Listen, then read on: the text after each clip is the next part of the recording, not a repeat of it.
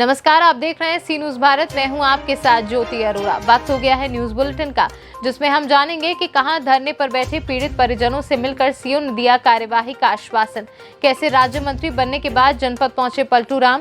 कहां शहीद के नाम से जाना जाएगा नगर का शासकीय उच्चतर माध्यमिक विद्यालय। इन सभी खबरों को जानेंगे विस्तार से, तो आइए नजर डालते हैं इस वक्त की बड़ी खबरों पे। खबर गोंडा जनपद से है, जहां पर नाबालिग लड़की से बलात्कार के मामले में थाने से समुचित कार्यवाही न होने पर पीड़िता समेत उसके परिजन धरने पर 2 दिन से डीएम कार्यालय पर अनिश्चितकालीन धरना कर रहे थे। पीड़ित लड़की का कहना है कि धानेपुर थाना की पुलिस आरोपी को गिरफ्तार नहीं कर रही है। पीड़ित की मां का कहना है कि बीते अगस्त माह के 15 तारीख को उसकी 16 वर्षीय बेटी घर में अकेली थी। गाँव के 2 लोग उसे मोटरसाइकिल पर बैठा कर ले गए। जब उसने उन लोगों के घर पर पूछने गई तो युवक के चाचा ने जाति सूचक गाली व धमकी देकर भगा दिया। वहीं इसके लिए परिजन कल से पंचायत सभागार के सामने धरने पर बैठे थे और न्याय की मांग कर रहे थे। मीडिया में खबर चलने पर अधिकारियों ने संज्ञान लेते हुए पीड़ित परिवार से मिलने धरना स्थल पर पहुंचे और सीओ सदर लक्ष्मीकांत गौतम ने बताया कि धरना स्थल पर पीड़ित परिजनों से बातचीत की। वहीं पीड़ित परिवार ने लड़की के साथ घटी घटना में दोषियों के खिलाफ कार्यवाही करने की मांग रखी है। वहीं सीओ ने मांग पत्र लेकर कार्यवाही का आश्वासन भी दिया है। उस पर परिवार के लोगों ने धरना समाप्त कर दिया है। क्या मामला क्या है और ये पंचायत सभागार के सामने आप लोग कल से क्या धरना दे रहे थे? किस मामले में धरना दे रहे थे? हमारा कोई सुनवाई नहीं हो रहा है। लड़की का मामला है, लड़की को हमारे ले आए, लड़के को नहीं लाए। क्या मामला हुआ? कितने दिन पहले का मामला? 1 महीना हो गया। हाँ, क्या मामला हुआ तो पूरी बात बताएं। लड़की अलग मैटर है। अच्छा, किस क्षेत्र का है ये? धानेपुर था। हाँ, क्या मामला हुआ बताएं आप। लड़के को भगा ले गए थे, लड़के वाले। हाँ। कौन लड़का था वो? नीरज। अच्छा, फिर क्या मामला क्या हुआ? फिर हम थाने पे गए, हमारा 3 तहरील नहीं लिख गया और थाने वाले लड़की को ले आए, लड़के को नहीं लाए। और फिर ये सीओ साहब गोंडा के आए थे। वो आप लोग धरना कब से दे रहे हैं? कहाँ पर? कल से कहाँ पर दे रहे थे? डीएम के बंगला पे। अच्छा, तो क्या धरने में क्या हुआ आज जो है? क्या आज हुआ, सीओ साहब आए थे, कहे हैं कि अगर तुम्हारी सुनवाई हम करेंगे, तुम्हारी सुनवाई नहीं होगी तो हम फिर धरने पे बैठेंगे, अगर हमारी सुनवाई नहीं हुई तो। और कितने दिन पहले का मामला है ये? 1 महीना का मामला। 1 महीने से कोई सुनवाई नहीं हुई? कोई सुनवाई नहीं हुई हमारी। हाँ। और ये साहब आए हैं, ये कहे हैं कि अब तुम्हारी सुनवाई हम करेंगे। अगर आपको न्याय नहीं मिलता है तो क्या करना तो है? हम फिर धरने पे बैठेंगे, अगर हमें न्याय नहीं मिलेगा तो। गोंडा से सी न्यूज संवाददाता कल्पराम त्रिपाठी की रिपोर्ट। खबर गोंडा जनपद से है, जहां पर भाजपा योगी सरकार के मंत्रिमंडल विस्तार में मंत्री बने बलराम सदर विधायक पलटू राम का उनके गृह जनपद गोंडा आगमन पर जोरदार स्वागत किया गया। उत्तर प्रदेश होमगार्ड सैनिक कल्याण नागरिक सुरक्षा राज्य मंत्री बने पलटू राम के आवास पर उनसे मिलने वालों की भारी भीड़ लगी रही। जिला पंचायत अध्यक्ष घनश्याम मिश्रा व अन्य भाजपा पदाधिकारियों ने मंत्री को बधाई एवं शुभकामनाएं दी। इस मौके पर जिला पंचायत सदस्य Mahendra Singh, degree college professor Ranjan Sharma, क्षेत्रीय मंत्री रंजीत बाबा कश्यप, पिछड़ा वर्ग मोर्चा जिलाध्यक्ष रामनाथ मौर्य व अन्य लोग मौजूद रहे। जिसके बाद भट्टा परेड गांव में प्रधान द्वारा आयोजित कार्यक्रम के लिए मंत्री पलटू राम रवाना हो गए। इस दौरान उन्होंने बताया कि सबका साथ, सबका विकास, सबका विश्वास व सबके प्रयास से एक बार फिर प्रदेश में 350+ सीटें जीतकर मुख्यमंत्री योगी आदित्यनाथ के नेतृत्व में भाजपा की सरकार बनेगी। उन्होंने विपक्ष पर तंज कसते हुए कहा कि सपा अब एक परिवार, एक सीमित पार्टी रह गई है। पिछड़ा व दलित वर्ग सब भाजपा के साथ है। किस तरीके से आप काम करेंगे? प्राथमिकता पहले से तय है भारतीय जनता पार्टी का सबका साथ, सबका विकास और सबका विश्वास। और अब हमारे राष्ट्रीय अध्यक्ष जी ने उसके साथ एक नया संकल्प जोड़ा है, सबका प्रयास। तो सबका साथ, सबका विकास और सबका विश्वास और सबके प्रयास से हम पूरे प्रदेश को भ्रष्टाचार मुक्त प्रदेश, दंगा मुक्त प्रदेश और भय मुक्त समाज बनाने का जो हमारा संकल्प है, उस संकल्प को हम पूरा कर रहे हैं और पूरा करेंगे। चुनाव के लिए शंखनाद करने जा रही हैं और वो अपनी प्राथमिकता बता रही है कि किस तरीके से वो आगे सरकार बनेगी तो क्या करेंगे, क्या कैसे देखते हैं? प्रियंका गांधी जी के बारे में कुछ नहीं कहना। प्रियंका गांधी जी से कह दीजिए कि कांग्रेस में बिल्कुल मारकाट मचा हुआ है पंजाब में। पहले वो पंजाब में जाकर के सिद्धू और कैप्टन अमरिंदर सिंह को एक करावें, क्योंकि वहाँ ये पोजीशन चल रही है कि दोनों लोगों के बीच में बिल्कुल आतंकवादी जैसा बर्ताव आपस में कार्यकर्ताओं के साथ कर रहे हैं। इसलिए मेरा यही सुझाव है कि पहले वो जाकर के कांग्रेस को, तो वहाँ कांग्रेस तो खत्म हो चुकी है, लेकिन कांग्रेस के कार्यकर्ताओं को मारकाट से बचाने का। बाइसिकल आ रही है और 350 पार, क्या कहेंगे? बाइसिकल तो वो इसलिए कह रहे हैं कि चूंकि 44 सीट उनको 2017 में मिली थी, इसलिए उसके आधे उनको मिलनी है, इसलिए 2022 में वो 22 कह रहे हैं। और भारतीय जनता पार्टी 350 प्लस सीटों जीत करके और पुनः योगी जी के नेतृत्व में सरकार बनने जा रही है। कन्हैया कुमार कांग्रेस ज्वाइन किए हैं, बताएं कि हम बड़े जहाज पर सवार हुए हैं, क्या कहेंगे? कन्हैया कुमार जी चूंकि एक डूबती जहाज पर बैठे हुए हैं, उनके लिए यही कहना है कि जिस तरह से जो है कि एक कहावत है कि जो है किसी की मौत आती है तो वो शहर की तरफ से गांव की तरफ भागता है, उनका यही पोजीशन है।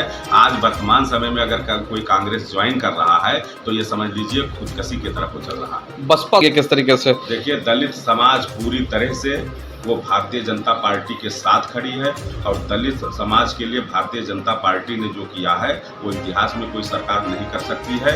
भारतीय जनता पार्टी ने बाबा साहब भीमराव अंबेडकर के जन्म स्थल, जो मध्य प्रदेश के महू छावनी स्थान पर उनका जन्म हुआ था, उस जन्म से लेकर के जहां उन्होंने पढ़ाई लिखाई की और जहां उन्होंने अंतिम सांस लिया, ऐसे 5 स्थानों को विकसित करके पंचतीर्थ का नाम दे करके उन्होंने समूचे समाज के लोगों को सम्मान देने का काम किया है। इसलिए भारतीय जनता पार्टी के साथ आज देश का सभी अनुसूचित वर्ग एक साथ अपने देशभक्ति के लिए और जो अंबेडकर साहब का सम्मान माननीय मोदी जी ने किया है उसके लिए सारे दलित समाज एक होकर के भारतीय जनता पार्टी के साथ खड़े हैं। भारतीय जनता पार्टी का जो मुद्दा है वो मुद्दा सिर्फ एक ही है, विकास, और विकास के मुद्दे को लेकर हम चलेंगे।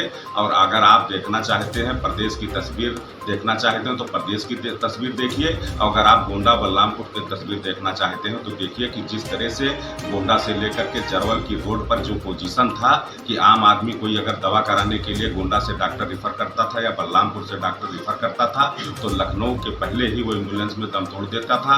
जिस तरह से गुंडा राज था, जिस तरह से माफिया राज था, बड़े बड़े माफिया सरकारी जमीनों पर पहले कब्जा करते थे, जो माफिया उत्तर प्रदेश की सरकारों में अपना स्थान बनाने का काम करते थे, आज वो जेल की सलाखों के पीछे है। यही हमारी प्राथमिकता होगी कि गुंडों और माफियाओं को जनता से निजात दिलाना और विकास की योजनाओं को धरातल पर पहुंचाना। आपको गोंडा से लखनऊ जाने के लिए जैसे आप बता रहे हैं, क्या किस तरीके से प्रयास करेंगे? ये तो एक आपदा है, जैसे मान लीजिए बाढ़ आ गई, अभी कोरोना आ गया, तो ये आपदा है। वो कहीं ना कहीं तकनीकी खराबी से अगर कुछ क्षतिग्रस्त हुआ है तो निश्चित तौर पर जैसे गोंडा और बलरामपुर की सड़क बनी है, जैसे गोंडा से लेकर के जरवल तक सड़क बनी है, ऐसे उस सड़क का भी निर्माण भारतीय जनता पार्टी की सरकार में है। गोंडा से सीनू संवाददाता सावित्री चौधरी की रिपोर्ट। खबर गुजरात से है, जहां करजन डैम के कार्यपालक इंजीनियर एसएम पटेल के बताए अनुसार नर्मदा जिले में अजीतगढ़ गांव के पास आए हुए करजन डैम के उपरवास में आए स्राव विस्तार सागबारा और डेडियापाड़ा तहसील में ज्यादा बारिश की वजह से चालू सीजन में 95% से ज्यादा बरसात आज दिन तक दर्ज हुई है। 29 सितंबर को रोज सुबह 7 बजे करजन जलाशय की सपाटी 115.30 मीटर दर्ज हुई। करजन जलाशय में अंदाजित 1.61 लाख क्यूसेक पानी का इनफ्लो के लिए 9 गेट 3 मीटर ऊंचाई पर खोलकर 1.54 लाख क्यूसेक पानी का निकाल किया गया है। आज रोज तारीख 29 સપ્ટેમ્બર 2021ના રોજ કરજણ ડેમના કેચમેન્ટ એરિયામાં ભારેથી અતિભારે વરસાદના કારણે કરજણ ડેમમાં સવારે 7 કલાકે 1,61,000 ક્યુસેક જેટલી પાણીની આવક સવારે આવેલ હતી, જેથી ડેમનું રૂ લેવલ 114.95 મીટર જાળવવા માટે ડેમના કુલ 9 દરવાજા ખોલી 3 મીટર જેટલા ખોલી 1,54,000 ક્યુસેક પાણી છોડવામાં આવેલ। ત્યારબાદ બપોરે 11 કલાકે ડેમમાં પાણીની આવક ઓછી થતાં 31,000 ક્યુસેક જેટલી થતાં ડેમના કુલ 4 દરવાજા ગેટ નંબર 2, 4, 6, 8 1.40 મીટર જેટલા ખોલીને હાલ 31,000 ક્યુસેક જેટલું પાણી નદીમાં વહેવામાં આવી રહેલ છે। ડેમની નીચે હેઠવાસમાં આવેલ બદામ, બચરવાડા, ધાનપોર, ગમડાચા, નાગપીપળા ગામોને ગામના રહીશોને અને પશુધનને નદીથી દૂર રહેવા સૂચના આપવામાં આવેલ છે। વધુમાં કરજણ ડેમમાં હાલ 2 પેનસ્ટોક આધારિત 3 મેગાવોટ ક્ષમતાના હાઇડ્રો પાવર સ્ટેશન કાર્યરત છે, જેમાં 350 ક્યુસેક પાણી છોડી અને प्रतिदिन 72,000 मेगावाट વીજનું ઉત્પાદન। गुजरात से सीनू संवाददाता वसीम मेमन की रिपोर्ट। हाल में समस्त गुजरात में मेघराजा ने धमाकेदार एंट्री की है। मेघराजा की धमाकेदार एंट्री होने के बाद नदी नाले छलक उठे हैं। साथ ही तिलकवाड़ा तहसील के अलग अलग विस्तार में बनाए गए रेलवे लाइनों में बरसाती पानी भर जाने की वजह से लोगों को भारी परेशानियों का सामना करना पड़ रहा है। तिलकवाड़ा तहसील के नलगांव के पास भी रेलवे गरनाला बनाया गया है। ये रेलवे गरनाले में बरसाती पानी भर जाने से कई वाहन चालकों को घंटों परेशान होना पड़ा।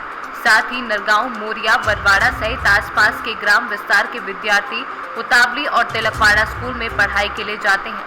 ये विद्यार्थियों को भी नाले के पानी से होकर गुजरना पड़ रहा है, जिसकी वजह से उन्हें स्कूल जाने में कठिनाइयों का सामना करना पड़ रहा है। केवड़िया रेलवे लाइन ज्यारथी ज बनी है त्यारथी अमारा तिलकवाड़ा तालुकामां 7 रेलवेना नाळा बनावेला है। साथे 7 नाळोमां कायम माटे वरसाद 1 के 2 इंच पड़े है तो आवुं ज पाणी भराई जाय छे। आज अमारा विस्तारमां मोरियानी सीममां जे नाळुं बनावेलुं छे ए नाळामां सवारे 7 वाग्यानुं पाणी फूल छे। एक पण छोकरो साथे 7 गामनो एक पण छोकरो स्कूलमां नहीं जई शक्यो कि कोई शिक्षक बचारा स्कूलमां नहीं जई शक्या अने लगभग 7 થી 8 गाड़ीओ 4 व्हील गाड़ीओ पण आ नाळा बनवाथी एमां पाणी भरवाथी कमरपुर पाणी भरवाथी गाड़ीओ पण बंध थई गયેલ છે અને આ વિસ્તારના તમામ લોકોનું આજના દિવસ પૂરતું અવર જવર તમામ બંધ થઈ ગયેલું છે। આવું ને આવું જો કાયમ આ લોકો પાણીનો નિકાલ નહીં કરે તો અમે ગામ લોકો હવે આંદોલન પણ કરીશું અને જો વહેલી તકે દિવાળી પહેલાં જો આનો નિકાલ નહીં થાય તો અમારે આત્મવિલોપન કરવાનું થશે। તો અમે આત્મવિલોપન કરવા પણ ગામ લોકો હવે તૈયાર છે। સર આનો કોઈ નિરાકરણ કરો તો બહુ સારું છે। આ પાણીની એટલી બધી તકલીફ પડે છે। આ 3-2.5 કલાક હું અહીંયા ઊભો છું। મારે રોજ સર્વિસ કરવા જવાનું બરોડા અને રોજ તકલીફ પડે છે અને 6 થી 7 ગામવાળાને બહુ તકલીફ છે। આ પાણીનો કોઈ નિરાકરણ કરો। મારે તો આજનો દિવસ બી ભાગ્યો। મારો 500-700 રૂપિયા રોજ પડે એ ગયો।